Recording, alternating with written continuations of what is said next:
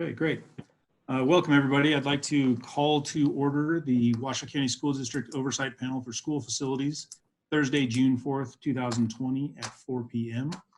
I'd like to make a note that there's a delay between what the committee sees on Zoom and the YouTube feed, and remind all committee members to keep your videos on, but mute your mics if not speaking, please. Additionally, due to the current directive issued by Governor Sisolak and processes put in place by the Board of Trustees, the committee meeting is being conducted virtually. The Board of Trustees and the Oversight Panel for School Facilities encourages members of the community to continue to participate in the meeting. If any member of the community would like to submit comments in general or related to specific agenda items, please send them to capitalfundingcommittee@washoeschools.net. The email address will be monitored throughout the meeting and comments forwarded to the committee members. While the comments will not be read aloud, the names of those who provided comments will be read and the emails included as a part of the public record of the meeting. With that, I'd like to move on to item 1.02, which is roll call. Ms. Scott, are you conducting that for us? I will. Devin Reese. Here. Oscar Delgado. Here. Charlene Bybee. Here. Paul Anderson. Here. Bob Lucy. Here. Jeannie Herman. Here. Justin Ivory. Here. Andrew Diss. Here. Elise Bronkowski. Here.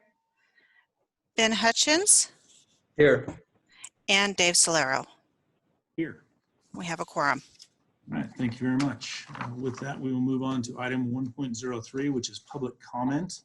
I'd like to remind the public that they can send public comments to capitalfundingcommittee@washoeschools.net.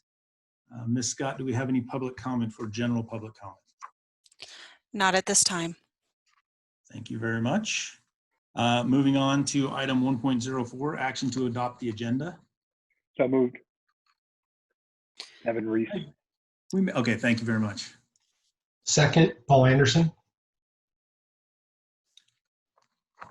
I have a motion by Commissioner Reese, a second by Commissioner Anderson. Are there any further comments? Seeing none. Kendall, I think we've got to do this by committee or a public call vote. So if you conduct that, please. Yes, I have roll call ready. Andrew Diss. Aye. Yeah. That was a yay? Yay. Okay. Ben Hutchins. Yay. Bob Lucy. Yay. Charlene Bybee. Aye. Dave Solero. Yay. Devin Reese. Yay. Elise Bronkowski. Yay. Jeannie Herman.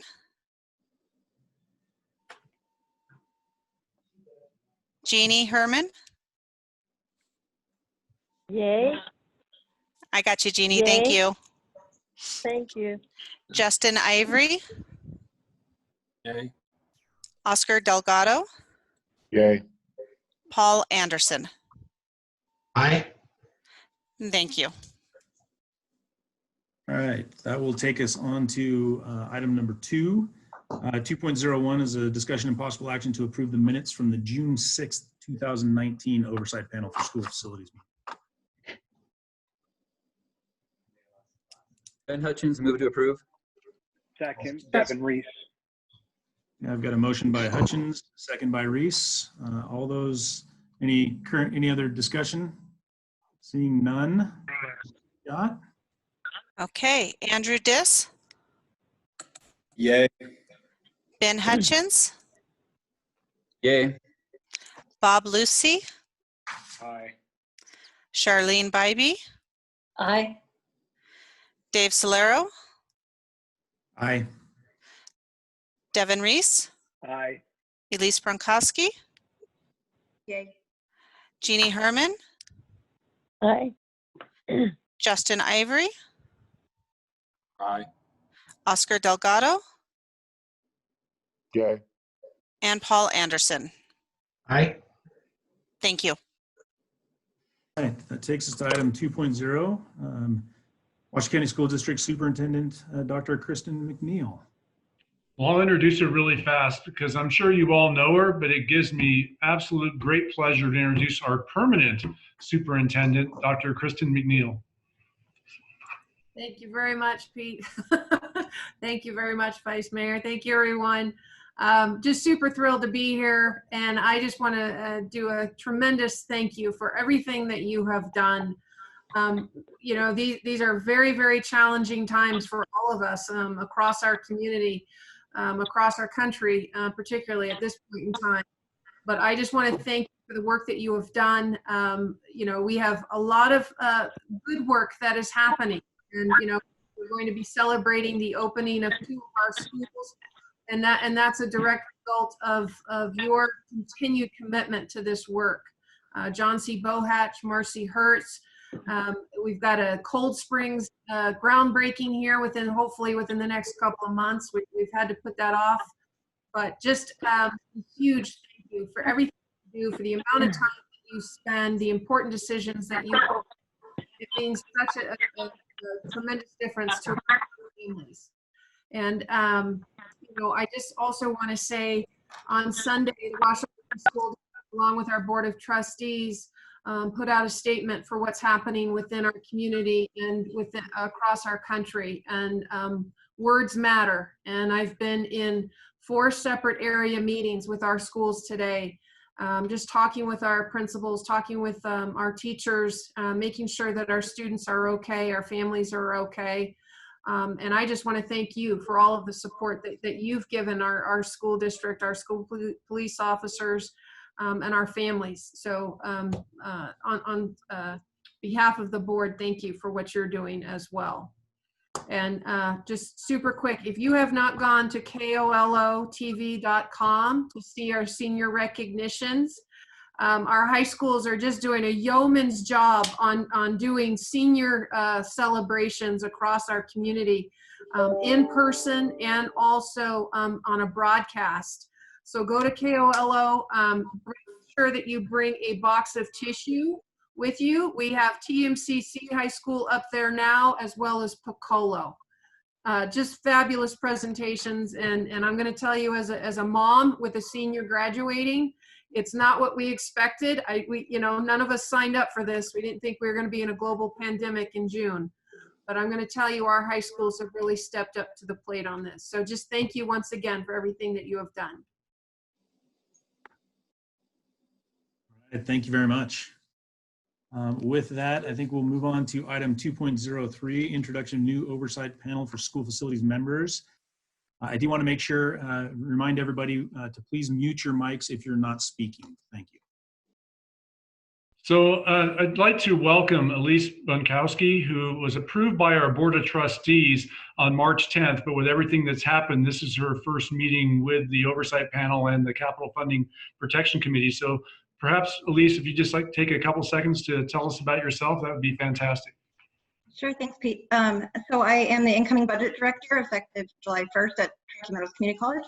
And I also have 3 kids currently in the school district, and 1 will be entering kindergarten. So I'll have 4 next year that will be going into the school district. And we are lucky enough to be at one of the new schools at Sky Ranch Middle School. So a little bit personal for me as well for this committee.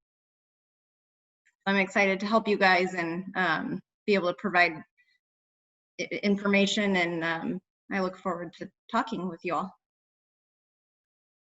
Great, thank you very much. All right, that takes us on to item 2.04, which is a discussion and possible action to approve the draft letter to the Legislative Counsel Bureau pursuant to Nevada Revised Statutes 393.097, outlining the Washoe County School District oversight for school facilities recommendations for financing the cost of new construction, design, maintenance, and repair of school facilities. You've all received attachment A, and I do want to remind the community that during this item, they can submit their public comments to Capital Funding Committee at washoeschools.net. And with that, I think I will turn it on over to Mr. Etchart, I believe, on this one. Yeah, thank you very much, Chairman Solero. I think you said it very well in the introduction. This is required by the Legislative Counsel Bureau to submit a letter every July of every even numbered year. So the letter, the draft letter that's in your packet, I think is pretty comprehensive. It kind of takes us back kind of on a history lesson over the last about 6 years. I think probably in 2 years from now, we can probably shorten the letter, but I think at this time it was a good opportunity to remind everyone of kind of where we've been and kind of where we are now. So with that, I'd be glad to answer any questions or take any comments you'd like to see as far as changes in the letter. Are there any questions for Mr. Etchart? Not seeing Yes, any. Dave. Oh, sure. Ben Hutchins. Yes, Pete, could you explain a little bit more about the purpose of the letter? I did read the letter. It is pretty comprehensive, and I think it's accurate as far as where the school district has been. I do see that there's a recommendation to for the accumulated depreciation on a parcel evaluation purposes be reset to 0% upon the transfer of ownership of a parcel. So of course, that's a tax increase that would need to be voted on. So how does that recommendation and what is the specific purpose of this letter? Yeah, I wish I could give you the specific purpose. I've never heard it myself, and I've asked that exact question, Member Hutchins. I think that, we provide this to the state LCB in an attempt to provide them information about how we are financing our new construction, as it says, our design, maintenance, everything else. I think the LCB wants to know how we are doing this work. It also asks us for recommendations. We've always included this in since I've been here at the Washoe County School District. The 2 recommendations you see about the reauthorization of the school facility property tax rollover bonds, because if that's not automatically rolled over, then we have to actually go out to a full public, almost like WC1 again. I mean, we're asking authorization from the public to roll it over. That's very expensive for the school district to do. It's very time consuming. Now, last time, that's every 10 years. Last time the governor automatically did it. When it comes to the accumulated depreciation on a parcel valuation being set to 0, I figured that would be where we'd have the most conversation today. That's always been in our recommendations. I think we feel strongly as a school district that that would help us in sustainability. Maybe it is not quite as important now as it was a few years ago, now that we have WC1, but still we feel it's very important. Honestly, not only to the school district, but all the local agencies. But I'd be glad to take any comments on that. So, Pete, Charlene Bybee. Can you hear me? Yes. Okay. So this is basically a recommendation from us to the LCB on our support for that resetting. It's the reset of property values at point of sale. Am I correct? It's just one part of the letter, and when it's asking for recommendations for future funding, that we have those 2 recommendations, including the reset, yes. Okay, and I think a lot of us know that journey that we've been trying to push for, and I think on the local level, we see too how hamstrung we are with that. Depreciation is one thing, but the reset of property values at point of sale, we're the only state in the nation that does not do that. And I think trying to garner support from our legislators and from the public on how important that is, and you're not going to get taxed out of your home, but whatever the market value of your home is when you sell it should be what the property tax is based on. So I know on the local level, City of Sparks, other jurisdictions have been very supportive. I know Senator Ratty tried to help last session get this moving forward and didn't have a lot of luck. So I appreciate this being included as just one part of your letter, because I think it's an important source of revenue for not just the school district, but for all your municipalities and jurisdictions in the state. Hey, Pete, it's Andrew Diss. Has the district ever done any calculations on how much revenue that would generate? Yes, I'm not sure, Mark, if you have those numbers available. I know we've talked about it in the past. Yeah, for the record, Mark Mathers, Chief Financial Officer. There was an analysis done by Applied Analysis, a consulting firm. It is posted on LCB's website. I can get it to you, but ultimately it's tens of millions of dollars per year. It takes many years to get to that point. So I think initially it's not a huge impact, it might be something in the range of $1 million per year, but over time, as properties turn over, that fiscal benefit is enormous. And I don't know, Ben, if you've ever seen that for yourself, but the analysis is there on the LCB's website, and I can provide that to anybody who wants it. Thanks for that, Mark. And second question, has the Board of Trustees taken an official position on property tax reset? I am not aware that they have, Pete, but maybe you've been here longer than I have. I don't believe they have either. No.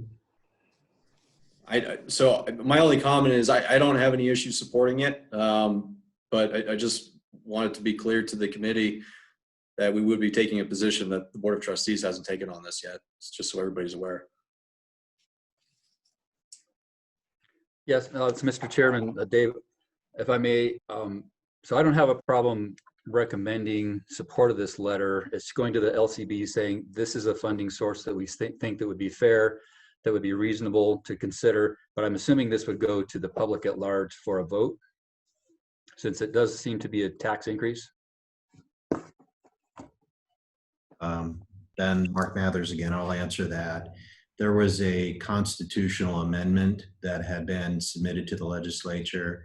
They needed to approve it twice. It was approved in the 2017 legislature by majority vote, but it did not get a vote in 2019. If it had been approved by majority of the legislature, it would have gone to a public vote of the whole state of Nevada, yes.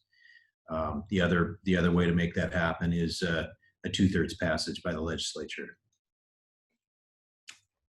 So if this recommendation was taken up by the LCB, how does it get through and become law? It can always be resubmitted as a constitutional amendment. And again, that requires a majority approval by the legislature for 2 sessions in a row, and then it would go to a public vote. So that's how it was formulated in 2017 and 2019, and they could start that over. Right. Yeah. Well, that being the case, I don't have a problem supporting a recommendation as long as the voters have their say. Is that a motion, Member Hutchins? Sure, I'll make a motion to accept the letter for recommendation to the LCB. I'll second that motion. Maybe. Maybe Chairman Solero, before the vote, just to mention, this will be going to our Board of Trustees, this letter on Tuesday at our next regularly scheduled board meeting. So it will also be mentioned to them then. All right, I appreciate that, Pete. I have a motion by Member Hutchins, a second by Bybee. Is there any further discussion on this item? Not seeing any, I'll go ahead and call for the vote. Andrew Diss, Yay. Ben Hutchins, Yay. Bob Lucy,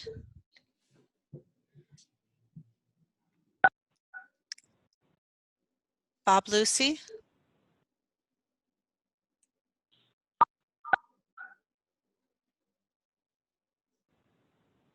hi Bob, your mic is muted.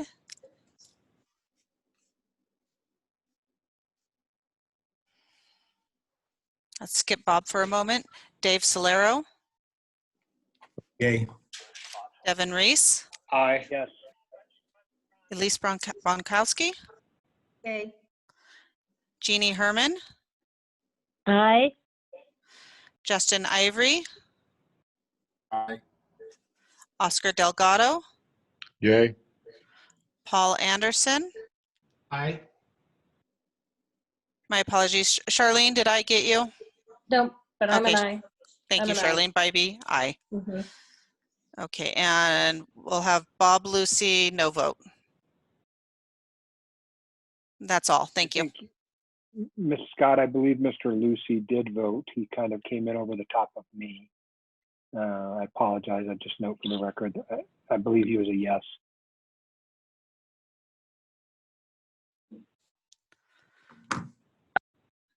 Okay.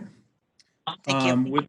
With that, we'll go ahead and move on to item number 3, which is closing public comment. Ms. Scott, has there been any additional public comment during this meeting? There has not been. All right.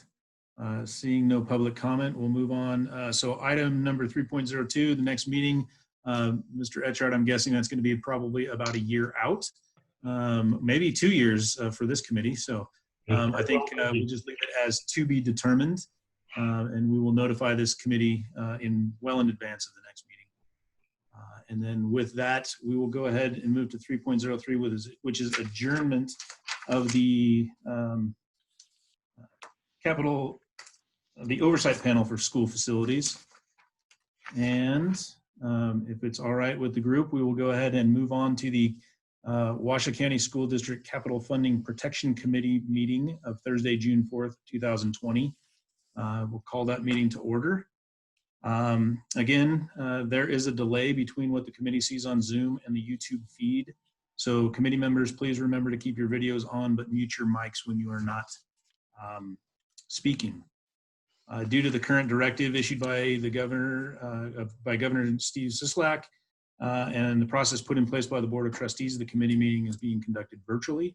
The Board of Trustees and the Capital Funding Protection Committee encourages members of the public to contribute and participate in the meeting.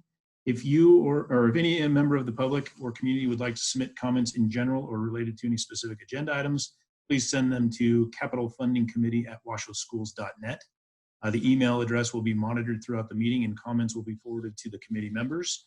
While the comments will not be read aloud, the names of those who provided comments will be read and the emails will be included as part of the public record for the meeting. So if we can move on to item 1.02, which is roll call. Mrs. Scott. Devin Reese, Here. Oscar Delgado, Here. Charlene Bybee, Here. Paul Anderson, Here.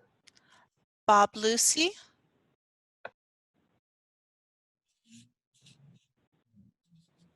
Jeannie Herman, Here. Justin Ivory, Here. Andrew Diss, Here. Elise Bonkowski, Here. Ben Hutchins, Here. and Dave Solero. Here. Thank you. We have a quorum.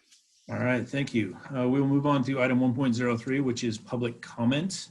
I want to remind those watching via YouTube that they may submit their comments at capitalfundingcommittee@washoeschools.net. Ms. Scott, have there been any public comment for this meeting submitted? No public comment at this time. All right, thank you very much. Without any public comment, move on to item 1.04, which is action to adopt the agenda. So moved. Thank you, Jeannie. Do we have a Second, second? Devin Reese. All right, motion by Commissioner Herman, a second by Member Reese. All those, let's see, go ahead and call for the vote. Ms. Scott? Devin Reese, Aye. Oscar Delgado, Aye.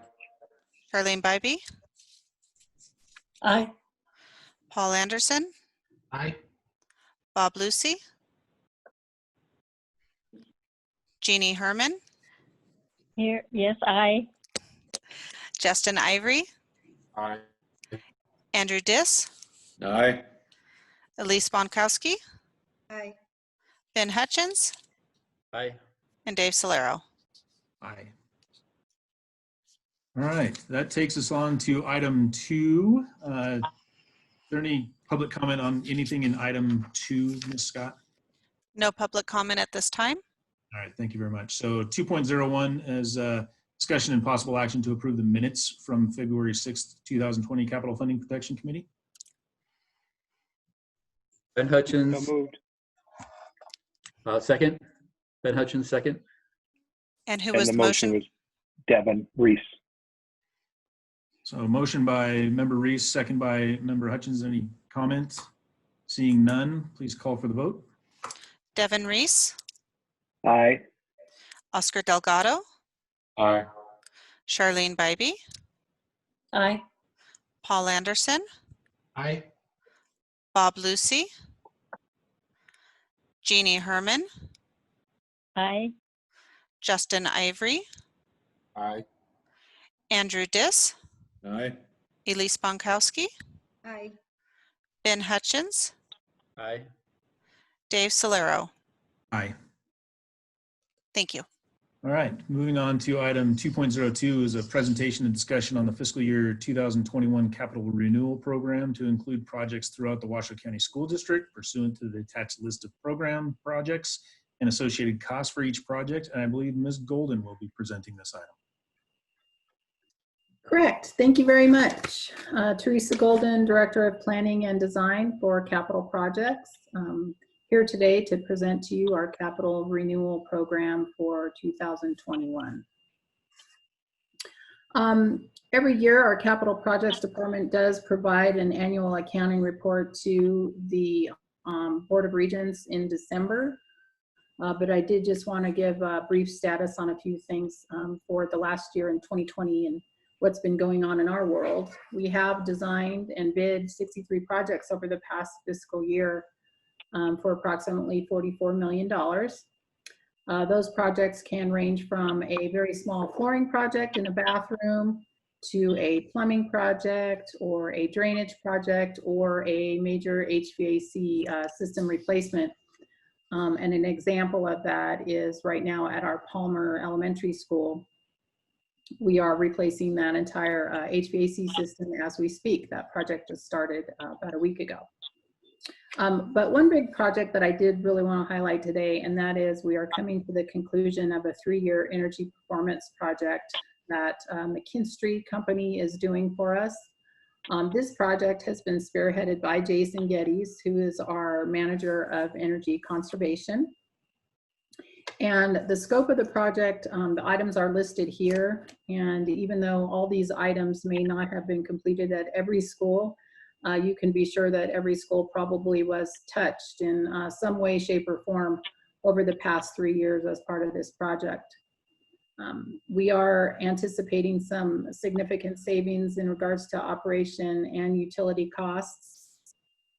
So really, it's just a huge shout out to Jason, as well as Rebecca Bradley, who also, she managed the construction of those projects over the past 3 years. And in addition to that, McKinstry did create what we call an energy dashboard, if you will, for the district as part of the project.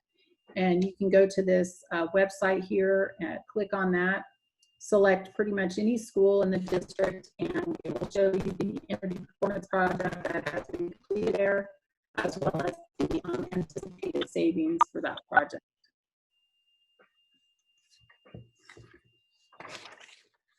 So I wanted to touch base on the process in which we determine what projects are going to make our capital renewal list.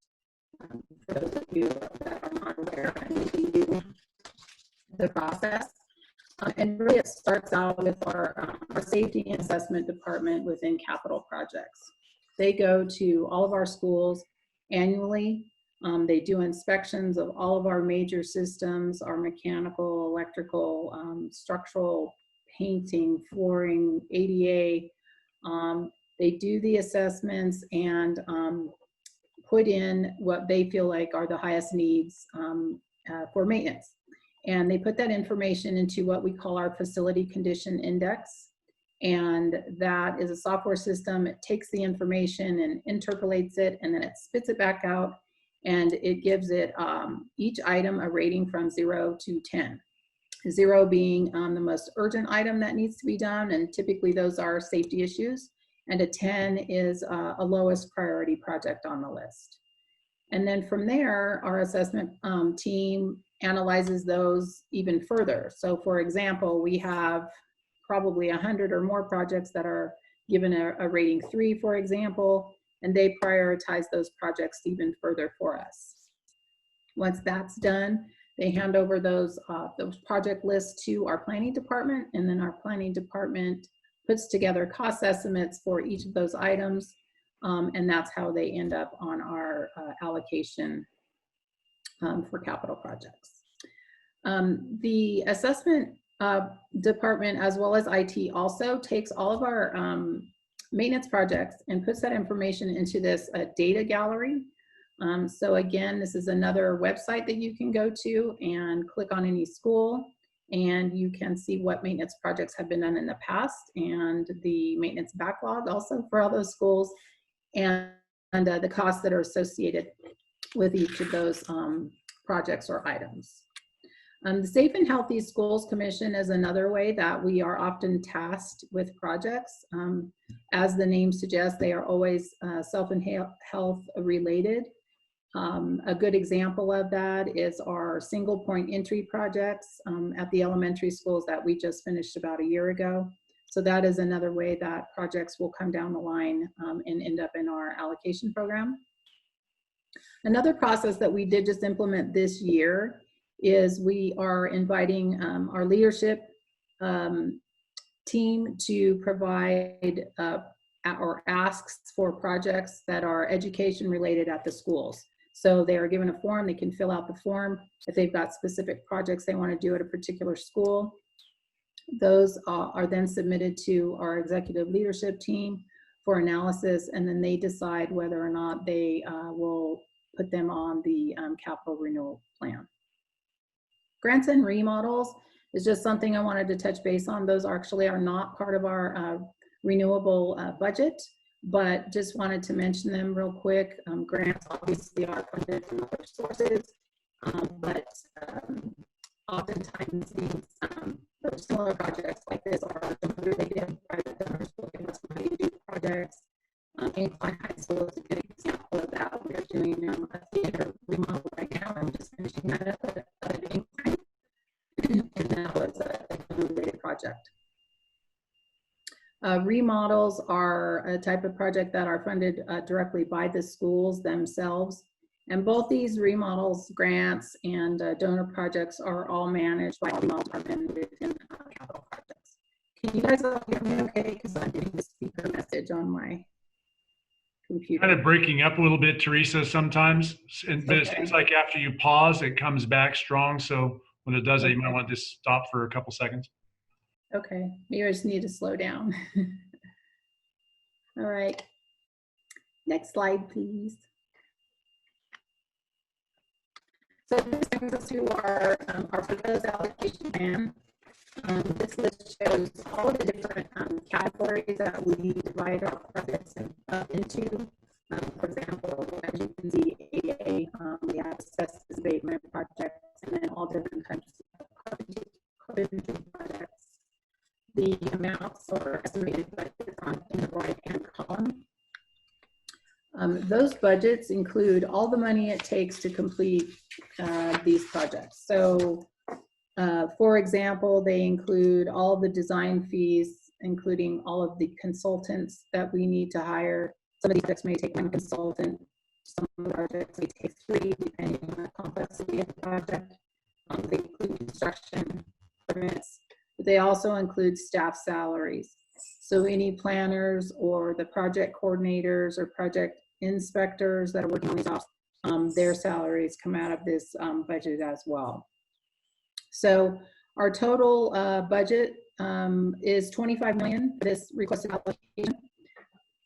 If you could advance the slide, please. Thank you. The $25 million is significantly lower than our budget was last year. That budget was $37 million, and really it is a direct result from COVID impacts. And you know, our finance department is telling us that we're going to see reductions in property and sales tax, and Mark and Adam will be giving a more detailed presentation about that. But some other impacts I just wanted to talk about that we're seeing in the design and construction is factory, you know, reductions and closures are affecting materials, which are affecting schedules. There's not a ton of that going on, but we are seeing a little bit of that. But some positive things are competition. We're seeing some good competition in bidding right now, as well as lower costs. So we are hoping that will continue for a little while, so that that $25 million will stretch us a bit further. Also, I did want to just mention that even though we are seeing a reduction in our budget this year for these maintenance projects, that each category is proportionately divided. In other words, if we had 1% of this budget was for grounds last year, we tried to do the same thing for this total allocation as well. So we are asking this committee today to approve this $25 million renewable program. And that concludes my presentation. Does anyone have any questions? Yes, Teresa. Mm-hmm. Ben Hutchins for the record. The question that I have is, what is the standard capital renew program for the school district from year to year? I mean, I've only been a member of the committee for 2 years. In fact, this is my last meeting. But prior to that, is this a kind of a standard budget that you guys normally see for these types of projects? Or is this still catching up from prior issues associated with trying to catch up from not having enough funding? So the amount of this budget this year actually is similar to, gosh, probably the past, probably about 10 years, and Tammy and Adam could confirm that. But last year we did have a bump up in our budget, but this really is about in line for what we've been seeing. Okay, sounds good. Anyone else? Actually, Paul Anderson, for the record. Mr. Chair, I want to make sure we're clear on this. So it's looking for a recommendation for us to approve this, but it's not listed on the agenda as an action item. No, you are absolutely correct. This is an informational item only. This actual allocation is going to be under 2.04 on our agenda. The actual action item. So this is information only. Are there any other questions for Ms. Golden on this item? Mr. Ivory. Sorry, I had to find my unmute button there. Just real quick, on the program administration, where does that number fall with last year? I have to say, I believe it's increased a little bit. Adam, can you help me out on maybe where that increase came from? I believe it was some added positions. Yeah, Adam Searcy for the record. There was one position slated to be added into the capital projects department, as well as any step increases or incremental, overhead expenses associated with benefits and whatnot. This is forecasted, comes out of our business office based on the staff who are allocated to the capital projects department and their estimated total compensation packages.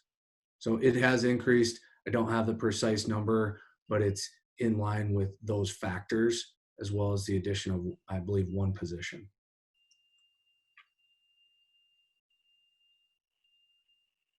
All right, are there any other questions for Ms. Golden on this item? Seeing none, I'd like to move on to item 2.03, which is presentation and discussion on the updated design costs associated with the Debbie Smith Career and Technical Academy. And I believe Ms. Zimmerman will be presenting this one. Thank you, Chairman Slero. Yes, I'm here today to present just an update on where we are at with the status and future activities for our design efforts for the Debbie Smith Career and Technical Academy. And we're happy to have a name for it so we can call it by its given name from the board. On August 1st of 2019, the Capital Funding Protection Committee voted to forward the recommendations for $1 million design funds to the Board of Trustees. The Board of Trustees approved that recommendation in August of 2019, and this design funding was used to hire the architecture firm for the education specification portion of the design, as well as third-party consultants for geotechnical investigations, lead and asbestos surveys, topographic surveys, and a comprehensive assessment of the existing buildings and sites that will benefit the conceptual design portion. Van Wert Bogoti Architects and Brainspace were selected as the architects for this project through our purchasing department's RFQ process and approved by the board in December 2019. A contract with Van Wert Bogoti and Brainspaces was approved by the board in January of 2020, and we went to form a committee to start the educational process, specification process. This committee was combined with internal Washoe County School District staff and external community members. We currently have representation from EDON and TMCC on the committee. The educational specifications are to define the spaces, relationship between spaces and sizes of spaces, and is approximately 75% complete at this time. The CTE academies for this new campus will be unveiled at the board meeting on June 23rd. A community meeting is also scheduled for July 20th that will show our progress and gain feedback from the community for this campus. We anticipate also getting student feedback as soon as school comes back into session in August. We're also excited to collaborate with Tesla as part of this design team and starting the schematic design. Campus will be achieved until June of 2022, and with plans to reopen for staff and athletics in June of 2023, we're at a point where we need to have the construction manager at risk on board to assist in reviewing the conceptual design phase and to look at the different scenarios from a constructability, schedule, and price perspective.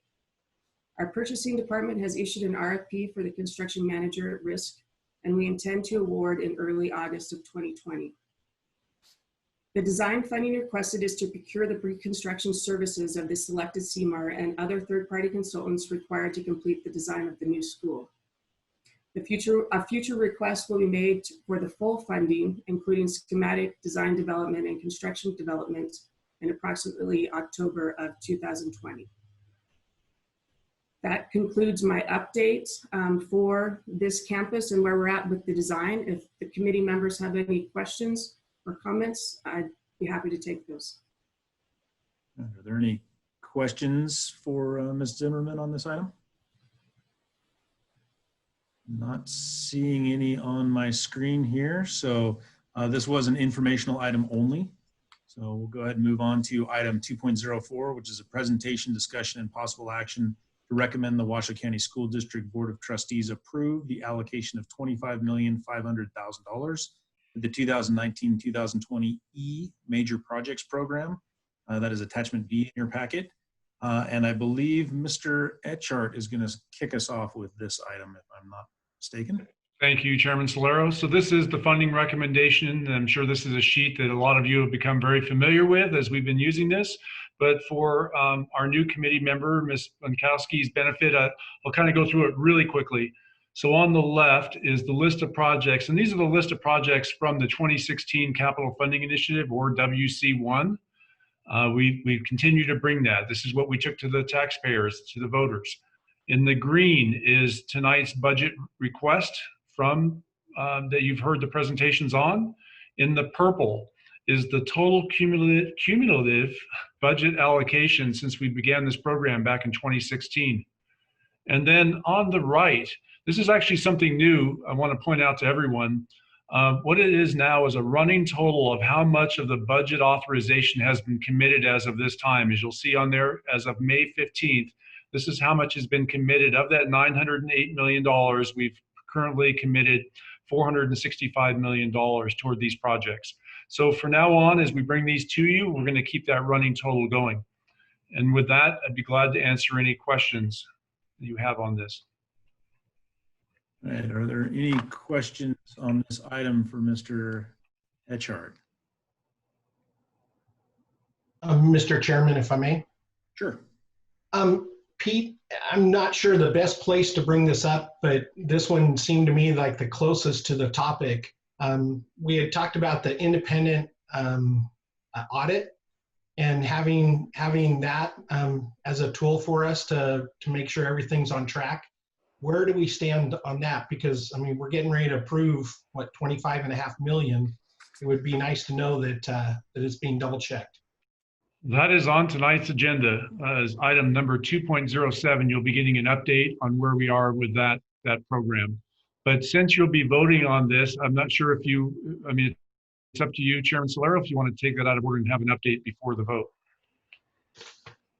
Would the members mind having that update prior to this vote at the request of Member Anderson? If that's allowable by our legal counsel to go ahead and open up item 2.07 and hear that presentation prior to this vote, I think it might be helpful for the group. Yeah, Chairman Solero. Yeah, that's fine. It's within your discretion to combine items and move items around, so there's no problem. If you want to do that, you can go ahead and do that. Okay. With that guidance, I think it would be prudent to have 2.07 opened at this time to update the construction auditing agreed upon procedural services associated with the Washoe County School District's capital improvement program. And I believe Mr. Searcy is going to take this one on, or do we have Mr. Starkey to start this one off? I'll introduce Adam Searcy, Chief Facilities Management Officer for the school district. And as you mentioned correctly, Dave, Kirk Starkey, Chief Internal Audit, is here with us. I'm going to quickly hand it over, but I've been working closely with the auditing consulting firm for several weeks, as well as many folks in the purchasing, business, and capital projects department actively engaged in this audit. But I'll let Kirk walk everyone through the comprehensive update right now. Okay. Good evening. Kirk Starkey for the record. Mr. Chairman, members of the committee, thank you for allowing me to appear this evening. I wanted to provide you a status update of the construction audit related to the capital improvement program. As you might recall, the audit consulting group Protiviti was hired to perform the construction audit services and started their work in April of this year. They have been performing a significant portion of their work remotely, and the audit is going very well. The audit's currently in the fieldwork stage, where the audit team is sampling certain project level expenditures, such as change orders, and completing some high level benchmarking activities. Due to the COVID-19 situation, the audit team has been unable to travel to Nevada to perform site visit work at several of the school's construction sites. It's an important part of the audit and still needs to be performed. As a result, in the next few weeks, the audit team will need to cease its remote audit activities, but resume their audit after they are permitted by their company to travel to perform the necessary on-site audit observations. At this time, the date of that travel is unknown. Fortunately, though, due to the significant amount of work that has been performed remotely, it's anticipated a draft report could be produced shortly after their on-site audit observation activities have concluded. But that's going to be dependent on the current COVID situation. But with any luck, we may have a report by the end of the summer, at which time we would be returning to this committee. And finally, I'd like to thank the committee for the funds necessary for the audit, and also my thanks to Adam and his entire team. They have been incredibly cooperative and responsive to the audit requests, which have been big, and so much appreciated. I can take any questions you may have at this time, and that'll conclude this presentation. Hopefully that helps a timeline. Mr. Chairman, it looks like you got a question. Go ahead. Yeah, I just want to make sure I heard correctly. I mean, obviously COVID is affecting all of this, but what I'm hearing is if they're able to get on site, we're looking at a report by like end of summer. It's possible. It's just going to be when they can get here. If they can get here, I don't know. It's a hard call. It won't be talking to the audit team. Once they're on site and they're able to do their work, it should not be too much longer after that visit where they can produce a report. That's the best, unfortunately, timeline I can have right now until right, thank you, sir. Mr. Starkey, are there any items that have popped out at them that they brought to your attention as being problematic at this point? Not significant, no. But at this time, everything is still, they're still kind of in the, let's say, the middle part of it, the field work.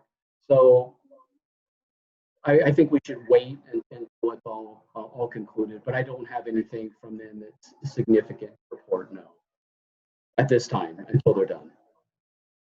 Okay. But it's looking good. Thank you. Are there any other committee members with questions for Mr. Starkey while we have him on this item? Ben Hutchins for the record.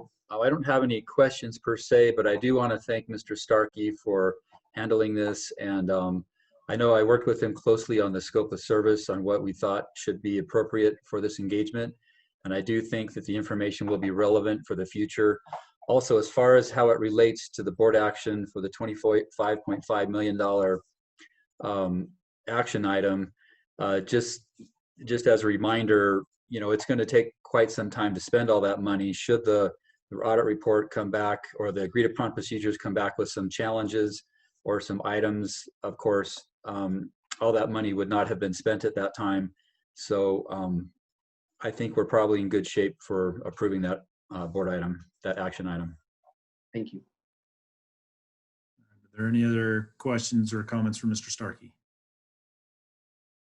Not seeing any. We'll go ahead and close item 2.07, which was an informational item, and resume with item 2.04. Did that spark any additional comments, questions, concerns for item 2.04? Mr. Chair. Yes. Charlene Bybee for the record. Just wanted to comment on, as I look at this, the allocated funds for all of our new schools, starting down here at Sun Valley, but the new schools that we have built have all come in under budget. And I just wanted a big shout out to staff and to the school district for being able to do that and save us a little money and be responsible for taxpayer dollars. So just a thank you for that. Great, thank you. Ms. Scott, is there any public comment on this item? No public comment has been received at this time. All right, thank you. You're welcome. Is there any further discussion from any of the members of the board? Not seeing any. Actually, yes, Dave, I do have one, and that's in regards to the source of the funding for the agreed upon procedure for the auditors. I know the $100,000 that's been allocated for this engagement is on the spreadsheet here. And I know there's been discussion in the past as to the source of the funding and if it's appropriate for this source or if it's another source. So I don't know the answer to that, but I just wanted to bring that to the committee's attention again, and maybe Mark or Mr. Starkey, you can take a look at that, make sure that the funding source is appropriate for the use for this engagement. Yes, sir. Any other comments? Oh, perfect. Got a motion to approve. Do I hear a second? Second, Andrew Diss. All right, I've got a motion by Vice Mayor Reese, second by Member Diss. Is there any additional comment? Seeing none, I'll go ahead and ask Ms. Scott to call for the vote. Devin Reese. Aye. Oscar Delgado. Aye. Charlene Bybee. Aye. Paul Anderson. Aye. Bob Lucy. Aye. Jeannie Herman. Oh, thank you, Bob. Jeannie Herman. Aye. Justin Ivory. Aye. Andrew Diss. Aye. Elise Bonkowski. Aye. Ben Hutchins. Aye. And Dave Solero. All right, thank you very much. That moves us to item 2.05, which is a presentation, discussion, and possible action to recommend to the Washoe County School District Board of Trustees that they approve the fiscal year 2021 through 2025 5-year capital improvement plan. This was attachment C to our packets. And I believe Mr. Etchart is going to take us on this one. Yeah, I'm going to lead us off. Thank you. Pete Etchart, Chief Operating Officer, and I'm joined this afternoon by Mark Mathers, our Chief Financial Officer, and Adam Searcy, our Chief Financial Management Officer. And we are definitely excited to bring to you this afternoon our 5-year capital improvement plan. So every year by August 1st, as required by state statute, Business and Finance has to submit a capital improvement plan, or CIP, to the Department of Taxation, the County Debt Management Commission, and the Legislative Counsel Bureau. However, I can tell you, since I've been here, we have desired to improve our CIP process to make it a more methodical and collaborative process that reached out to all the Washoe County School District departments for their input. We also wanted to provide the public with increased oversight and transparency into our CIP process, including all of our capital funding revenue sources. Now, I know we always usually focus on the large revenue sources of sales tax and property tax, but we also receive much smaller revenue from government service tax and Indian colony funding, which Mark will go over in just a minute. In that regard, I have to really give big kudos to Mark and Adam in this endeavor to improve our CIP process and in making it more transparent. Now, I want to stress, it is not that we as a district have been secretive in our regards to our capital needs over the past several years. The 2016 Capital Funding Initiative, or WC1, spelled out exactly what our major projects needs were and also the funding we needed. And that project list, as we just talked about, was put on the ballot in 2016, and we are still working off that same list of projects. And with every budget request, we bring this list of projects and progress to date to you and to the Board of Trustees. Next slide. So I think it's important to note what our 5-year CIP is and what it is not. It is a short-term plan providing a proposed timeline for planned capital projects and equipment purchases and options for financing the plan. However, it is not an approval of each individual project or the equipment purchases shown in the plan. Every major project and the funding for the capital renewal plan will first go to you for a recommendation and then to the Board of Trustees for consideration and possible approval. This is, again, just a plan, and as you would think, the further the plan moves away from year one, the less precise it will be. And it is and will continue to be updated every year. Next slide. So let me discuss in a little bit more detail how the CIP process works, or at least in a normal year, how the process will work. It begins with our enrollment growth demands. As I mentioned, we are still basically working off that same list of school needs that was created in 2016.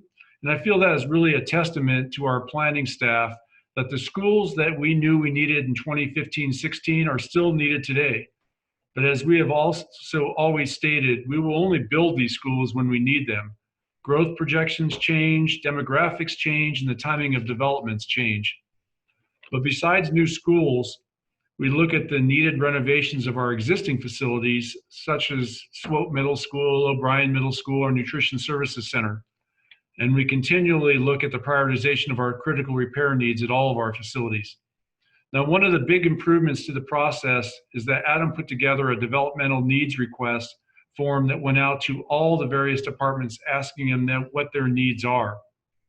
Now, once all of our needs and requests are received and assembled, this is where the prioritization and financial modeling takes place. Once a proposed draft of the CIP is compiled, it is taken to the district's executive leadership team for discussion and review. And in a normal year, it would then move forward to you for your recommendation and then to the board. However, as we all know, this isn't a normal year. And unfortunately, we had to take it to the Board of Trustees first and then to you tonight. But any comments or recommendations that you have tonight will be taken back to the Board of Trustees. And with that, if there's no questions, I'll turn this over to Mark Mathers. Great. Thank you, Pete. As Pete noted, and as most of you already, I think, were aware, for the school district's capital improvement program, we have two major revenue sources. The first of those, at least chronologically, is property taxes. And so on every resident in Washoe County's tax bill, there is a tax rate of 38.85 cents per $100 of assessed valuation for school district debt. And that has been kind of the linchpin of funding for our CIP for many, many years. We have budgeted just under 65 million in annual property tax revenues fiscal year 21. And those revenues support our, what we call our rollover bonds debt service. They can also be used for pay-as-you-go projects. The district has never done that to date, but they are also available for pay-as-you-go projects. And then the second major revenue source, thanks to Washoe County voters in 2016, is what we call our, the WC1 Sales Tax, which is 0.54% on taxable goods. And we had seen strong revenues until the COVID pandemic this fiscal year. Revenues in that revenue source were up nearly 9% year over year. We'll talk in a little bit about some of the modeling we've done for that revenue source, since as I think everyone knows, that is the revenue source most immediately affected by the COVID pandemic and the current recession we're in. And then, as Pete mentioned, we have a few other revenue sources that support the capital improvement plan.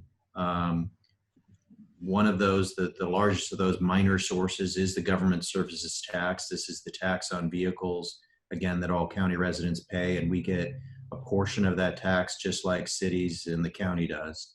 And that revenue source had also been increasing very strongly this fiscal year, but of course, with the shutdown of the economy, we would project a decrease in that revenue source, at least for the next year.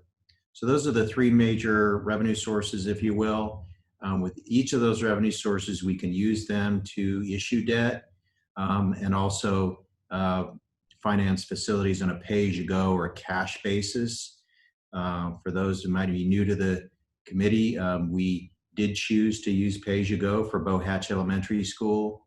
We'll continue to evaluate whether it does make sense and whether we have the cash to pay for new projects on a pay-as-you-go basis, and that actually is our first preference to avoid interest costs. So the next slide shows you the projected dollar figures for those revenue sources, and so I'll just direct your attention to the WC1 sales tax revenues. We had previously budgeted for fiscal year 20, 48 million annually in that revenue source. So you can see we've decreased that significantly, thanks Adam, to 38 million in fiscal year 21. And again, we've modeled other scenarios as well that we'll talk about. You can see we've included rollover bond proceeds of 130.5 million. We plan for a sale later near the end of the calendar year 20. That'll go to pay for O'Brien, if that is approved by this committee and the board, O'Brien Middle School, as well as a number of other projects. And so you can see kind of how we've laid out those revenues. We utilize consultants many times in the preparation of the projections of bond proceeds. But you can kind of see here the forecasted revenues over time. And so they total over 685 million in terms of total sources. And this is simply a pie chart.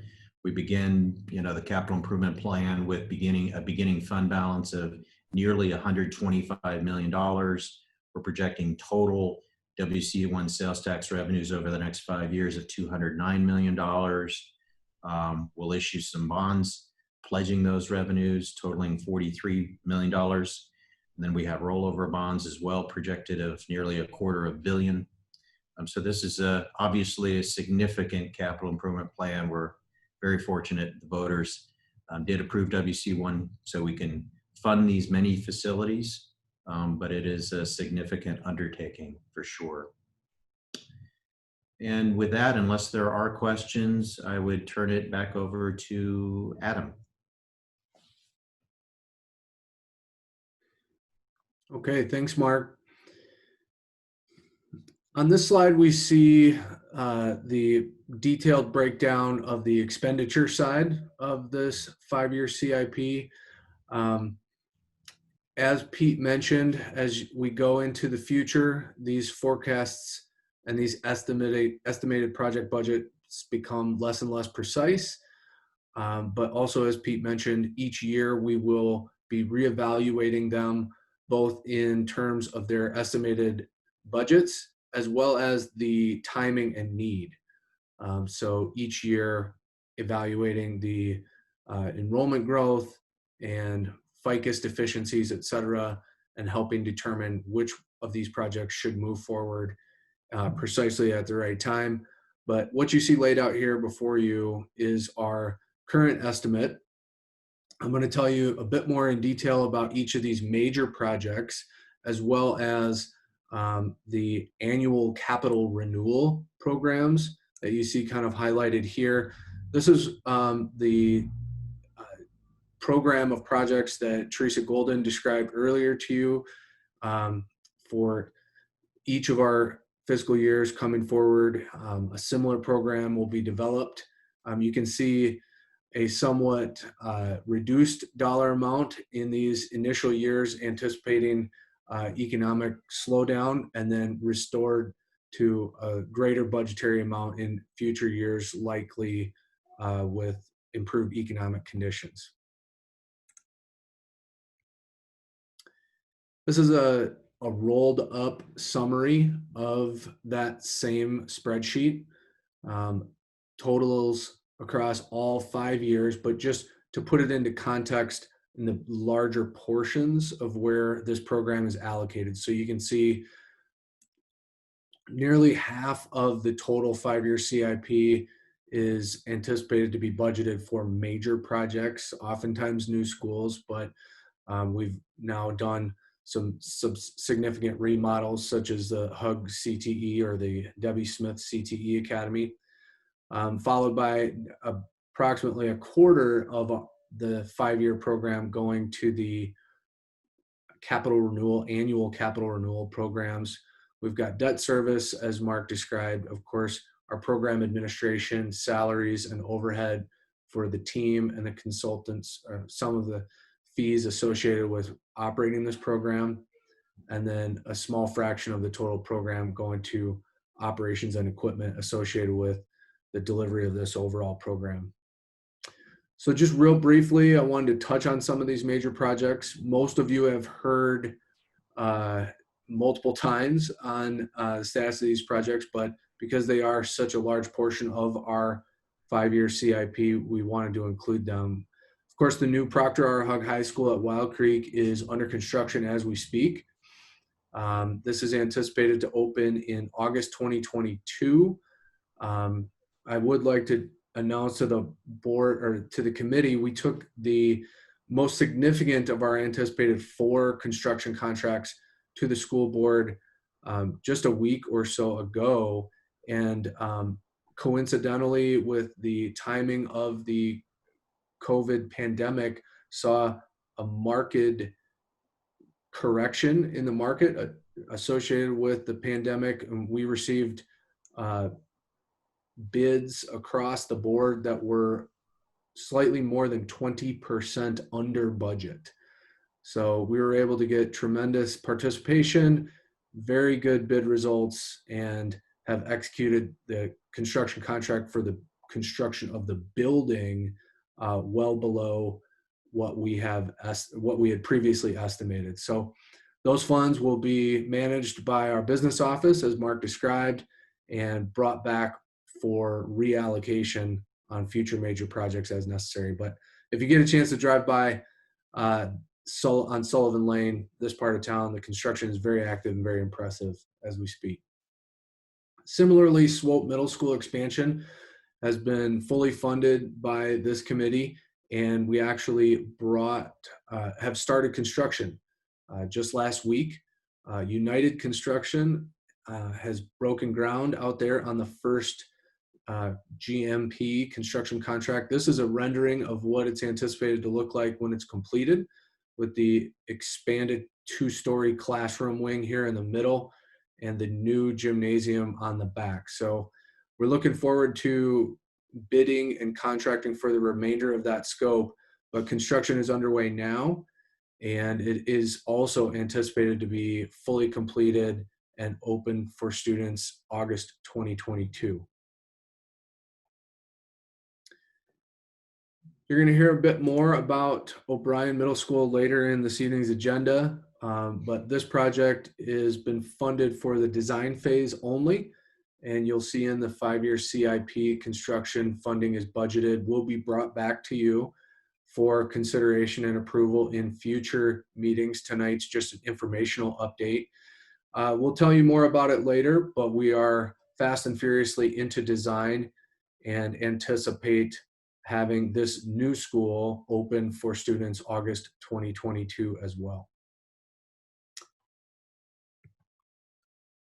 And finally, as Tammy Zimmerman described earlier, we are in the early stages of design and ed spec development for the now named Debbie Smith Career and Technical Academy at the existing Hug High School campus. So Tammy already walked you through all of that, but the nexus here is that the anticipated construction, all of the anticipated budgets associated with this project are a part of the 5-year CIP, and each of those expenses will be brought back to this committee individually for your consideration as they're needed. This slide ties into the capital renewal program that Teresa Golden went through in detail earlier this evening as well. You can see the prioritization of projects safe, warm, and dry, and we added connected relative to the significant IT infrastructure component of our program. The FICUS asset management program, which helps us understand our needs and prioritize the projects on a basis of demand or worst first, as well as I wanted to reiterate the conservative budgeting that we always layer onto our programs, but this is intended to be a nod towards the slightly reduced budgets for FY21 and FY22 that are in this 5-year CIP as a proactive response to the current economic conditions. So this is the kaleidoscope of categories basically that represent investments in our facilities: safe, warm, dry, connected, the most significant aspects of what we do, but buried in these smaller slices are elements such as landscaping and irrigation, painting, windows, ADA. We try to spread the investment comprehensively throughout our facilities rather than weighting it exclusively in half a dozen of the largest areas. Certainly we prioritize, as you can see here, but really all the categories get a significant investment in every annual program. And then finally, this slide for me kind of rounds out another nod to our regulated systems department, which, as Teresa describes, are the folks who inspect our facilities, populate this FICUS database, which is published on our website to the public, this data gallery, and also a nod to some of the capital funding eligible expenses, such as school buses and certain school police and safety elements that we have at times and will continue to fund with capital funds, not necessarily WC1 funds, but wanted to note that. And then with that, I'll ask if there are any questions on my portion of the presentation. I believe turn it back to Mark. Not seeing any questions. Mr. Mathers, why don't you go ahead? Okay, thank you. Sorry, real quick. Just a couple quick questions. Adam, talk about the transition for the kids going from current HUG to the new HUG in August 2022. So when those students switch over and then the current HUG becomes Debbie Smith CTE, are you going to have the CTE students starting there in 2022, or is the school going to be completely empty until the refurbishment's done in 23? The latter. The campus will be vacant for a school year, and that's when we intend to do the majority of the remodel reconstruction on the existing HUG campus, the future CTE campus, and then it will be August 23 that this campus will be, repopulated and opened as Debbie Smith CTE. Okay. And then last question on the IT and infrastructure planning you guys are doing. Have you guys made any changes to what your needs are and requirements are after going through virtual learning and what's occurred in the district with COVID? That's a pretty dynamic situation. As everyone understands, there are expenses that are associated with distance learning, but really what we're talking about here is the hardware inside of the facility, the servers, and the Wi-Fi components within the buildings.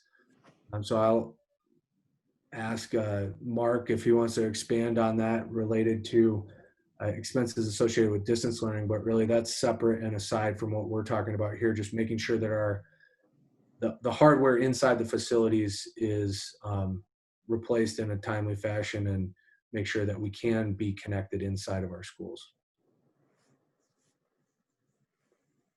I've got a quick question myself, maybe one or two. Justin Ivory for the record. Adam, could you go over on the capital improvement plan over the 5-year plan? I think everything on the top half of the sheet is kind of no-brainer stuff. It's certainly covered in the scope, but I'm not quite sure I understand everything on the bottom half of the sheet. I wonder if you could just take a minute to run through it. Okay, is this where you're talking? Can you see my screen? Okay, yeah, so that's it right there.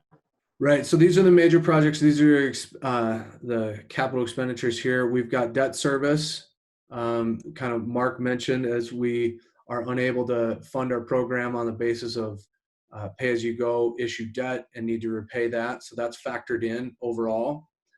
Program administration is the same line item that is in our capital renewal program. So this basically number here plus this number is roughly equal to the 25 million that we talked about and approved earlier tonight. So we just pulled it out of this line, capital renewal, for the purposes of this CIP presentation.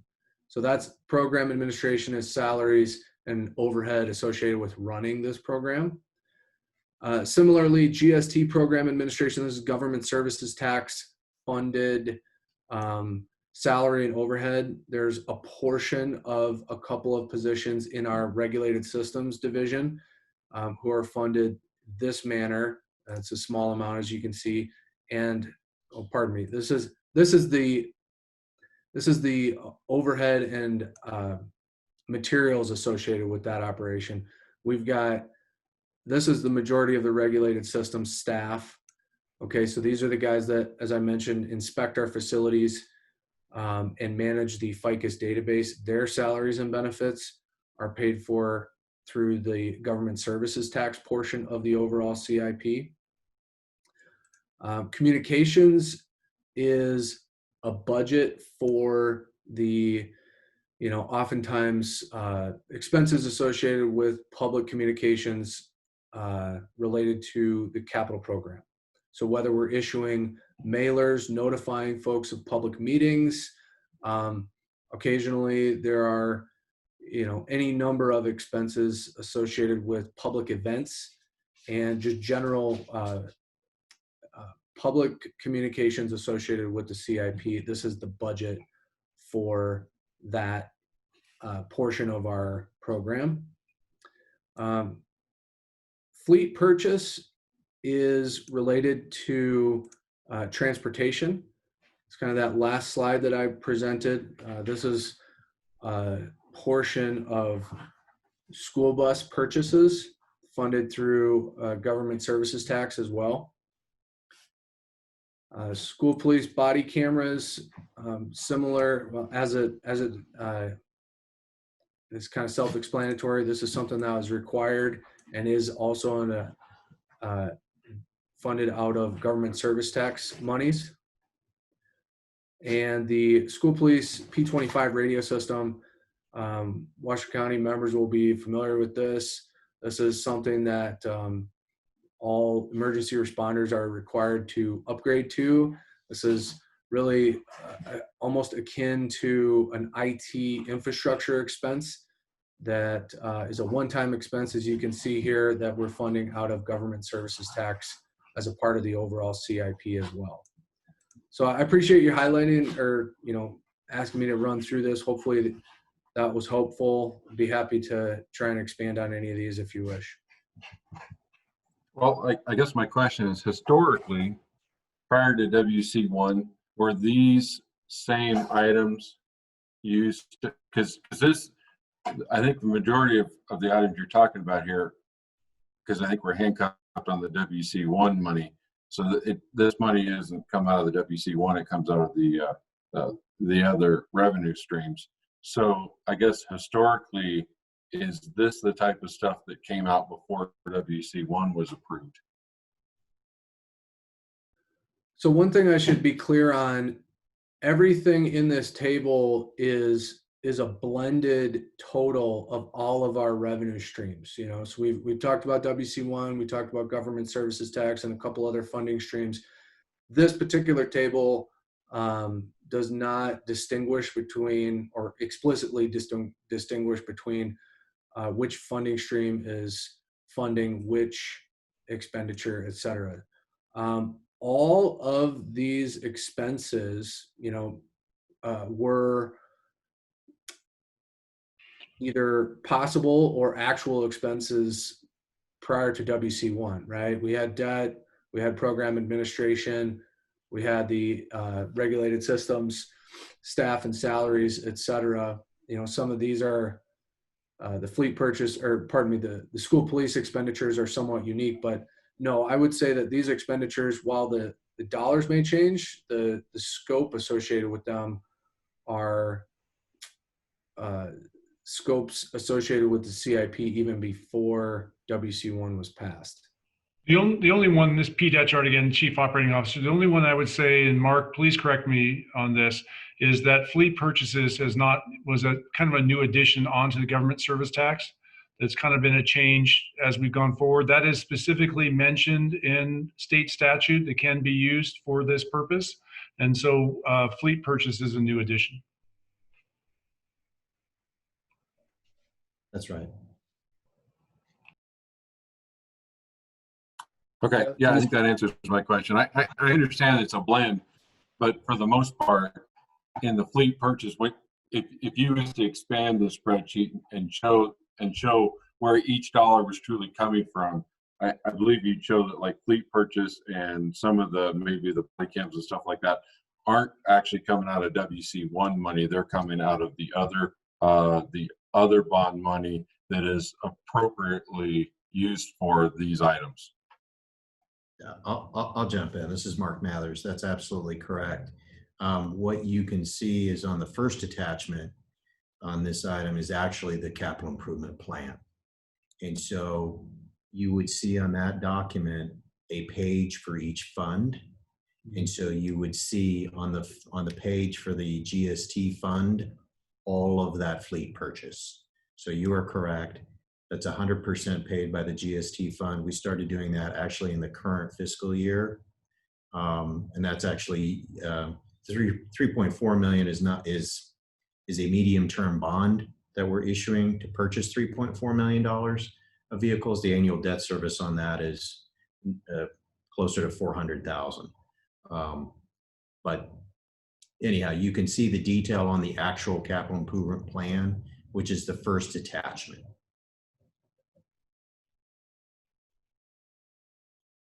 Okay, and then my only other one is, so I think I'm getting this right. The transfer to debt services is that 25 million that we'll be approving later, and it has administrative costs in it. but they're separate from the administrative costs that you have in this 5-year plan. Is that correct?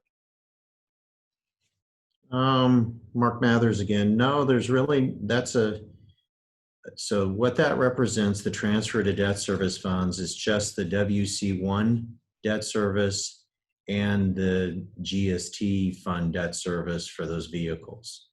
So I did want to clarify, it does not include debt service on our rollover bonds, and not to get too technical, but monies that go into the property tax debt service fund is not a capital fund. So you don't see that in the CIP. It's a debt service fund.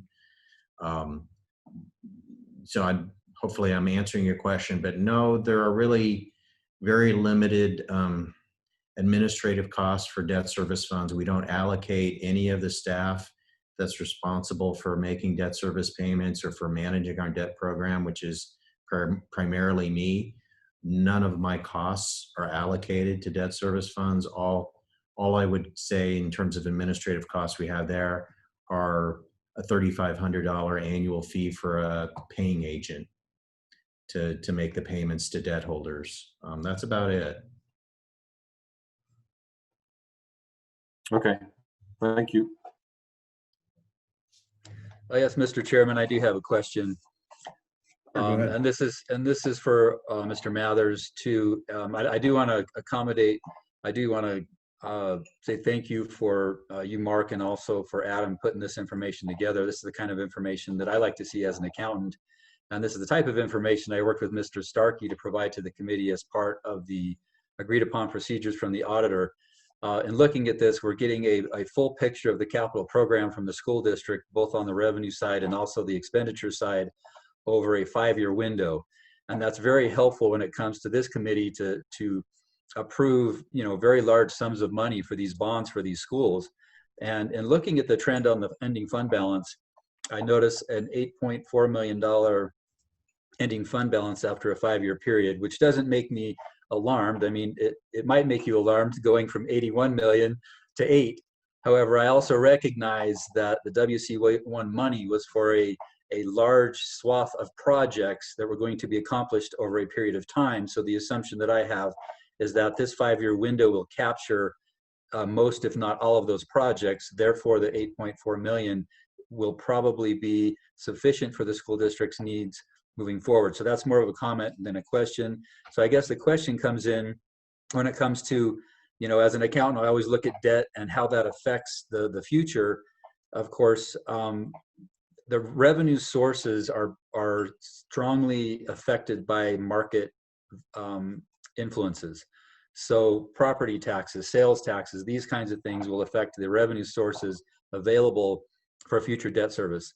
So I just, what's your comfort level on that, Mark, in regards to the fund balance after the 5-year period when it comes to, the future possibility of recessions and such to be able to handle debt service? That's a great segue, Mr. Hutchins, to the last section of the PowerPoint deck. So thank you for that. One thing we didn't kind of go over in these next few slides, I mean, I'll go over kind of the modeling we did, but what you don't see in the capital improvement plan is the remaining bonding capacity that we do have, and it's significant, and we'll go, and I'll show you that in a couple of these charts. So even though we end up with an $8 million cash ending fund balance, which is largely our GST fund and some of the other capital funds, we have significant capacity to issue more debt if the timeline for a future growth dependent school had to be accelerated. So it's, you being a CPA, you understand, we can't show that bonding capacity here in this schedule, but it exists. Yes, and to follow up a little bit to my comments is that, my concern is the school district's ability to pay future debt service without having significant problems, recognizing, those kinds of things happen, economies change, the school district has needs and we need to accommodate those needs. But just being cognizant that, as long as you feel like there's sufficient cash into the future to be able to pay debt service, having bonding capacity is one thing. However, paying Peter to pay Paul when it comes to using bonding capacity to pay your current debt service isn't a good practice. So, Well, so okay. anyways, yeah. So, bonding capacity is great. However, just, as the committee moves forward, just be cognizant of ending fund balances, ending cash balances when making these decisions and timing and such. Yep. Thank you, Mr. Hutchins. Yeah, you can't use bond proceeds to pay debt service typically. But to your bigger point, every year we go through various iterations of the capital improvement plan. And before now, most of the modeling we did looked at would there be an acceleration in the economy, and would there be an acceleration in the school facilities we would need, and do we have bonding capacity to pay for that? But usually every year we go through a process where we look at kind of flatter, slower economic scenarios, as well as the economy being juiced up and going faster, and i.e. getting more students than what we would expect. So we kind of have a baseline scenario, and then a high scenario and a low scenario we go through. That's every year we typically do that. This fiscal year, obviously, life has changed dramatically, and so we focused in terms of our modeling on what different scenarios to our sales tax would look like. So our baseline assumption, which is built into the CIP, is that we see a 21% reduction in our sales taxes for all of fiscal year 21. And so what that looks like, we did a quarter by quarter projection of where we think sales tax would go. We actually are forecasting a 50% drop in sales tax in the current quarter, and then a rebound from there. And so that produces that revenue number, that annual projection for fiscal year 21 of sales tax of $38 million, again, compared to what we had budgeted in the current year of $48 million. So basically a 21% drop in revenues. And then we also modeled an even worse case scenario than that. Again, a 50% drop in the current quarter, a subsequent drop in the first quarter of fiscal year 21, and then again a rebound. And so in that scenario, we modeled a decrease to our sales taxes of 34%. I'm not sure I've seen any other agency quite model that kind of a decline overall for the complete fiscal year. Maybe Washoe County eventually ended up there, but we wanted to kind of look at how bad could it possibly get. And again, unfortunately, we're kind of in the dark. As you know, Mr. Hutchins, there's a lag in our revenues, a 2-month lag. So we really can't see how a full month under COVID looks, and that would be April. We won't get those numbers until later in June. But I suspect it's really ugly, and I wouldn't be surprised if it is a 50% drop. But we wanted to go through those scenarios and make sure we did have adequate coverage for our debt service, because the last thing we want to do is not have enough money. We really can't go to our general fund for that kind of support. General fund can't afford to do that. So this is absolutely critical that we go through this exercise. Property taxes, because of tax abatement laws in Nevada, are buffered for a number of years against declines in assessed valuation. And we haven't seen declines yet in assessed valuation either. But we might expect a slowdown in new development. We might expect a decrease in unsecured property taxes. But again, for real property, there's a significant amount of existing abatement, which buffers all taxing entities from a drop in property tax revenues. So we didn't spend as much time on sales as we did on sales tax. This is our base case scenario in which we compared revenues in blue to our debt service in yellow for our WC1 sales tax bonds. And so, again, you can see for fiscal year 20, we have revised our estimate from 48 million down to projected a further decrease down to 38 million. But you can see in the gaps between the bars how much room there is between debt service that includes the bonds we sold a month ago for the vertical construction of the new Hug High at Wild Creek. And so there's a significant amount of coverage. We had 40% coverage before we sold those bonds. And so we feel comfortable in that scenario. And then in the next scenario, again, we looked at a decrease of 34% in sales tax revenues. And so here you can see it's a little closer situation, especially in fiscal year 2023. We had just a bit more tighter coverage, obviously. But you can see our debt service is flat. We don't have escalating debt service. And we do project after we get past this current recession, 5% growth per year. In 2023, we certainly could structure our bonds if after seeing some of the monthly data that we're going to get over the next several months, if we thought, oh boy, you know, it's even worse maybe than we contemplated, we can always restructure this debt as we issue more debt and push some of this out. But again, I think this demonstrates, at least for the next 3 years, we have, you know, very ample coverage between our revenues in blue and in this case, our debt service in orange. Yes, thank you, Mr. Mathers. I think that helps me feel a lot better about this scenario with $8 million of fund balance after a 5-year period. Also recognizing that most of the bonding capacity that we'll need the next 5 years will probably be used, which would mean that the debt service would flatten out for quite some time, would be my expectation. And also recognizing that over time, revenues historically generally go up, except for recessions, which happen. But that being said, it sounds like you have a pretty good plan in place. Thank you very much. Yep, you're welcome. Yeah, we feel comfortable. And then the next slide, sorry, this is our rollover bond debt service that I talked about. Again, there's never a year in which we expect the revenues to be short of our debt service. And then you can see in fiscal years, beginning in fiscal year 2026 through 2030, we actually have bonds rolling off, no pun intended, bonds maturing. So our debt service will actually decline through that period. And what we've assumed after 2030 is an extension of our rollover bond authorization and additional debt coming on. But if additional debt didn't come on, you'd continue to see our debt service for property tax backed bonds decline. So we feel very comfortable with our rollover bond program as well. And again, these are very steady revenues. They are not affected as much by a recession because of the way properties are taxed in Nevada.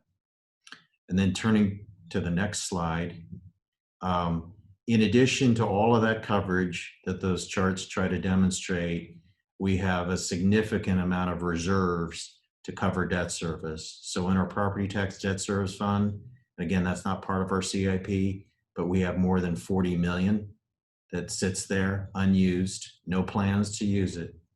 And then we have also close to 18 million in our WC1 debt service fund. So close to $60 million of reserves. That basically is more than 2 years of WC1 debt service that we have in reserve. No plans to use those funds. Those funds have built up each year. I would expect them to continue to build up, but at this snapshot of June 30th of 19, again, close to 60 million in reserves. And then the other kind of factor we just want to point out is when we project debt service, we use interest rates of between 4 and 6%. And as you know, we've seen much lower interest rates on the debt we've sold, basically between 2.5% and 3% for the debt we've sold. So we've been conservative in the sense that we've overestimated interest payments on future debt issuances. So that's another kind of protection we build into the plan. And that really concludes my comments. Yeah, thank you. I'll go ahead and conclude this. So again, this is our first year in presenting to you what we hope is a more collaborative, transparent, and accountable CIP. And unfortunately, it happened in a year that has thrown us some challenges, but I think challenges that we're adapting to, as Mr. Mathers went through. But speaking of adapting, as you heard in this presentation, we're always going to have to be flexible with what the economy throws us. for several years. I mean, we've been dealing with this superheated economy, as we all know, and worker shortages and ever increasing prices. Then in a time frame that's kind of hard to believe, now we're dealing with a completely different environment, but we're going to continue to adapt. And with that, I mean, we are seeking your approval for the proposed capital improvement plan for fiscal years 21 to 2025. 2021 to 2025. Thank you. All right, thank you all. Since this is an action item, I'd like to double check with Ms. Scott whether there's any public comment that's come in during this item. No public comment. All right, with that, are there any further questions or comments from any members of the committee? So moved, Devin Reese. Second, Bob Lucy. Got a motion by Reese and a second by Lucy. Is there any further comment? Seeing none, I'd ask Ms. Scott to go ahead and call the vote, please. Devin Reese, Yes. Oscar Delgado, Charlene Bybee, Aye. Paul Anderson, Aye. Bob Lucy, Aye. Jeannie Herman, Aye. Justin Ivory, Aye. Andrew Diss, Aye. Elise Bonkowski, Aye. Ben Hutchins, Aye. and Dave Solero. Aye. Thank you. All right, thank you. That takes us to item 2.06, which is an update on the timeline and budgeted costs associated with the replacement of the William O'Brien Middle School. And I believe Mr. Searcy is going to run us through this information-only update. Hi, thank you. Yes, Adam Searcy here. I'll be joined later by some members of our design team. This is, as you said, an informational only item intended to give you an update on our progress to date on the rebuild of the O'Brien Middle School. So the last time we were together in February, we presented to you the findings from our due diligence efforts across refined design concept, updated preliminary engineering. We had conducted geotechnical analysis, a traffic study, and a bit more thorough study of the academic programming. This is an image that we presented publicly in February, illustrating a concept rendering of what this project might look like. For Elise or others who maybe weren't at the February meeting, over here, this is Stead Boulevard. And if you're familiar with that part of our community, this is where the current O'Brien Middle School sits, really up near Stead Middle School, or O'Brien Middle School. So what we're proposing here is to build a new middle school on the rear of the current school property, and then replace the fields where the current middle school exists today.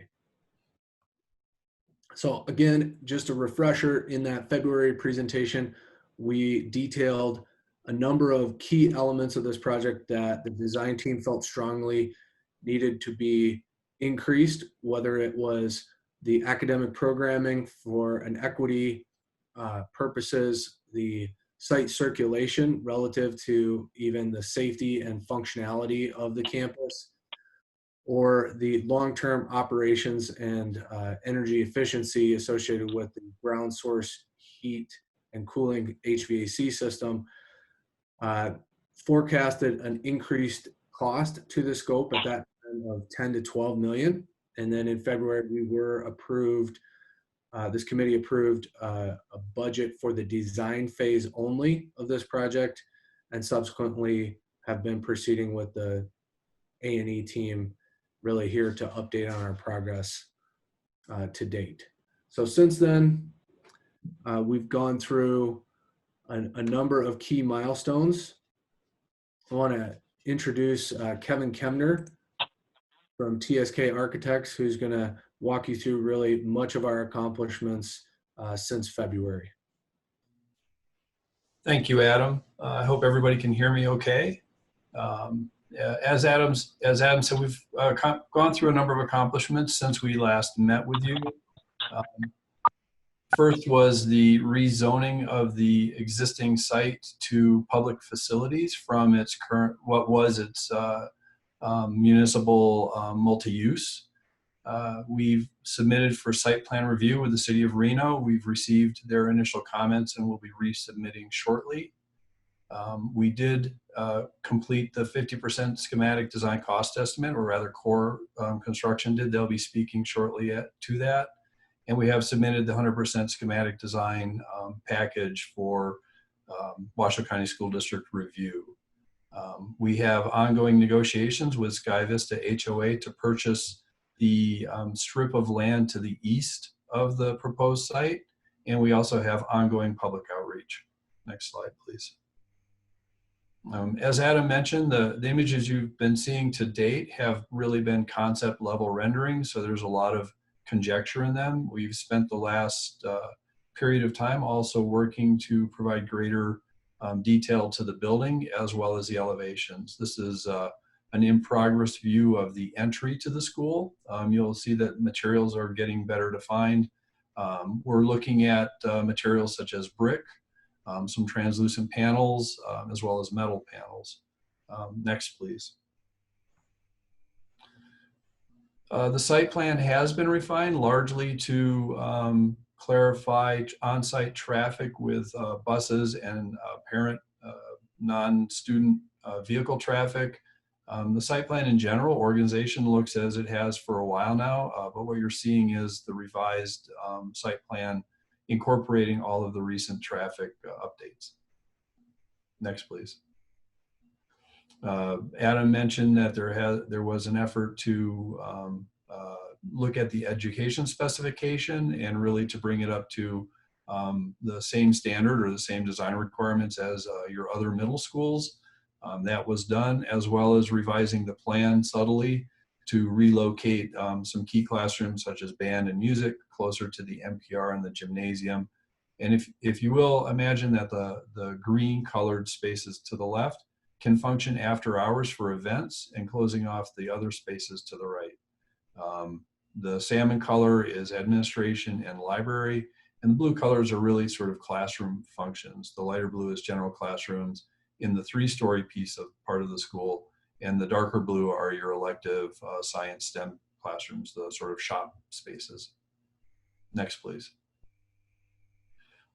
This is the view from the northwest. It's really the sort of entry view for the school. You can see that there's a blend of brick, some CMU masonry units, as well as metal panels in the building. And again, these are progress renderings. When we come back in a couple months, we'll have full-blown realistic renderings and a video for your review. Next, please. And then this is the view from the southeast. This is also the view that's closest to the existing residences that are in the southeast corner of the site. And we're working through some mitigation design to ensure people's privacy between both sides. Next, please. I think this is your slide, Adam, or Kurt, I believe this is for you. Yeah, I just want to briefly introduce Core Construction. Since February, we, similar to W. Smith CTE, we solicited for a construction manager at risk to join the design team as a partner. Going through that process with our purchasing department, selected Core Construction, and they've been participating in all of our design progress meetings for the last several months. And I'm going to hand it over to Kirk from Core Construction to walk you through some of their work. Yes, thank you, Adam, and good afternoon, everybody. I'm Kirk Perry with Core Construction. I'm the pre-construction manager for Core, and I was actually previously the project manager on Sky Ranch Middle Schools and Desert Skies Middle School, seeing specifically Sky Ranch from conception to completion. So as we get into the 50% SD cost estimate, this is really our first detailed look at the schematic design, which after review is relatively in line with the design team and what they had previously forecasted for the project. We've been able to put together sort of a very detailed cost breakdown at this stage, having recently constructed both the Sky Ranch and Desert Skies middle schools for Washoe County School District. we've been able to incorporate sort of a GMP level, a very high level of detail into this estimate. And this really paves the way for future design development and more efficient collaboration with the architect, engineering, and Washoe County School District. As we get into the breakdown of this 50% SD cost estimate, you'll see that we have two different GMPs. We've separated the project into two GMPs, one for mass grading at this point and one for the new O'Brien Middle School replacement and all of its associated work. Having a separate GMP1 really allows construction to commence as quickly as possible and takes place over the winter time. And then GMP2 is set up for success to start construction springtime of 2021 and ensuring that we can enclose the building before the winter time of that year. Separating these also reinforces and ensures the most accurate cost for each phase, respectively. So as you guys can see here on this slide, GMP1 is currently estimated at between 3 and 3.5 million. GMP2 is estimated between 72 and 75 million, leaving a total project construction budget of 75 to 78.5 million. These costs at this point include appropriate contingencies given this current stage in the design, and CORE is going to essentially continue to refine the scope as well as the design evolves through this process and develop effective cost solutions as we move forward. Okay, thanks, Kurt. As I said, this is an informational update. This is rather preliminary, but we have made substantial advancements in the development of the project since we last met. And we also wanted to allow this to serve as a precursor in preparation for upcoming meetings and hopefully delivering this project to construction before year's end. So specifically to kind of look ahead in preparation, the next meeting, hopefully we can be in person together, perhaps August 2020. We anticipate providing you an even further detailed, a much more detailed, comprehensive construction budget, including a third-party estimate of the costs and a detailed description of what those include. We'll also, for those of you who have been through this before with us, we will introduce the furniture, fixtures, and equipment estimated budgets for this project, as well as the construction professional services budgets for this project in August. And then in order to meet the schedule that Kurt outlined for breaking ground prior to winter, trying to mitigate and avoid the risk associated with earthwork in winter months, we're likely going to be recommending initial allocation for GMP1 only at our August meeting. So as you saw in the previous slide, in the $3 to $3.5 million range at this time, and we'll be working hard to bring that in below those numbers. We'll be back in August with updates there. Moving beyond August, as I mentioned, we'll get a substantial update in August, and then we'll meet again in October likely, but depending on how things play out right now, it's anticipated it won't be until December that we will seek approval for the funding associated with GMP2. That will really be the full remainder of the scope. So the construction of the new building, the demolition of the existing building, the restoration of all of the campus, as well as the furniture for the new building, the FF&E, and the professional services to manage and appropriately control the construction work. That's anticipated to be brought before you at our December meeting in 2020. Hopefully immediately moving into construction late in 2021 and shooting for completion of the new school August 2022. So that would mean that June 2022, the students leave the existing O'Brien Middle School for summer while we're finishing up the new middle school. They come back in August into the new school.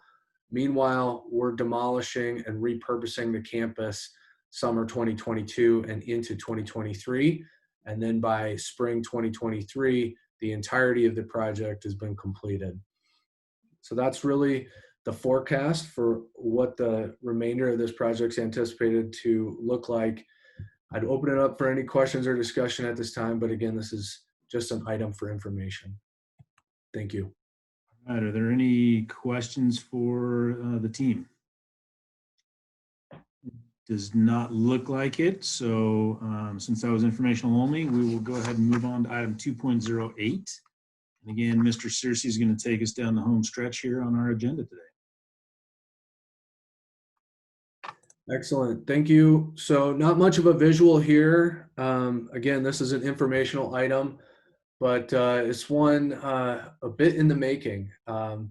We previously brought before this committee in December 2019, I believe, the 20-year facilities plan for the Washoe County School District. It was recommended to present that to the Board of Trustees. The Board of Trustees reviewed it and directed staff to submit it to the Truckee Meadows Regional Planning Agency. In April, we did so, and in April, the TMRPA Regional Planning Commission met and reviewed and ultimately voted to find the 20-year facilities plan of the Washoe County School District in conformance with the newly adopted 2019 regional plan. So this is something that the school district is required to do by NRS as an affected entity. Not quite the same as the cities and counties, but nevertheless submitted this and have since received the conformance approval from Regional Planning Commission. So we're bringing this back to you for information only. The process has been completed, and as we promised in December, we will shout this from the rooftops. The value in this plan is largely only obtained when it is understood and communicated with other agencies and other potential private land developers in our community in order to inform their plans. So we really want to publicize this and share with everyone in every facet possible what our intentions are. So we've received the final approval and really just wanted to make sure the committee was fully informed with how this is played out. That's all I have for this item. Thank you. Do any of the members have any questions, comments on this item? Seeing none, that looks like it wraps us up for 2.08. So we'll go ahead and move on to item 3. 3.01 is public comment. Ms. Scott, has there been any additional public comment for this meeting?